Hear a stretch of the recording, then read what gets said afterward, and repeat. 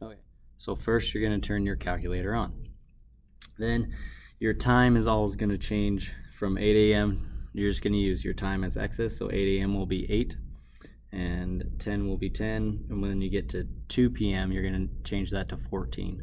So those are your x's, and then your predicted temperature, those are your y's. So I'm going to show you how to do it, how to do a quadratic regression on these calculators right here.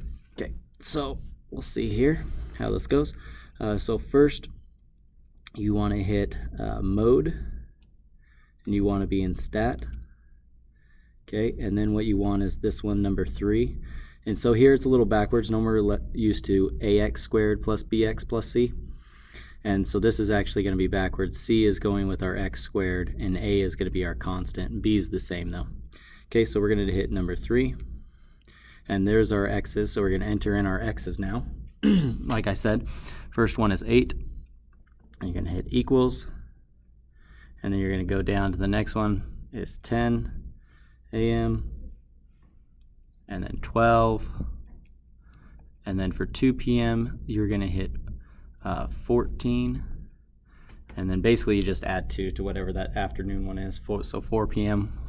add 12, which would be 16. And then for the 6 p.m. that's going to be 18. Okay, and then you're going to have the arrow over, go up to the top where we get to 8 a.m. and then we're going to have to start hitting our y's. 52, enter or equals, and then 64, 64, 72. Next one at 2 p.m. is 78, equals. Next one is 81, and then 76. It's our last one. Okay, and now what we're going to do is we're going to switch this, and we're going to say click the AC button right here. So we're clicking that AC button. And then we'll hit shift, so shift, and then we're going to hit number 1 because underneath that says stat. Okay, and what we want is we want number 4, the variables. So 4, and then, oh, that's not doing that right. Clear that, shift, stat. Sorry, we don't want the variables there. We want regression, so we're after quadratic regression, so number 5. And now we want our variables. So here are our variables. A goes with the constant, C goes with our x squared, and B is our regular B. So they're kind of backwards on this calculator. Okay, so if we want what our normal A is, we're going to have to find C. So we want to find out how many x squareds we have in front, the coefficient in front of the x squared. We're going to push 3, and we're going to push equals.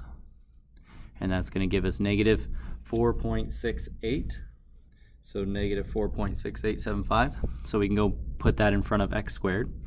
And then I'm going to hit shift, stat, again, regression.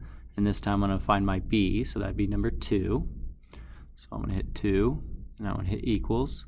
And that's going to give me 14.71-ish.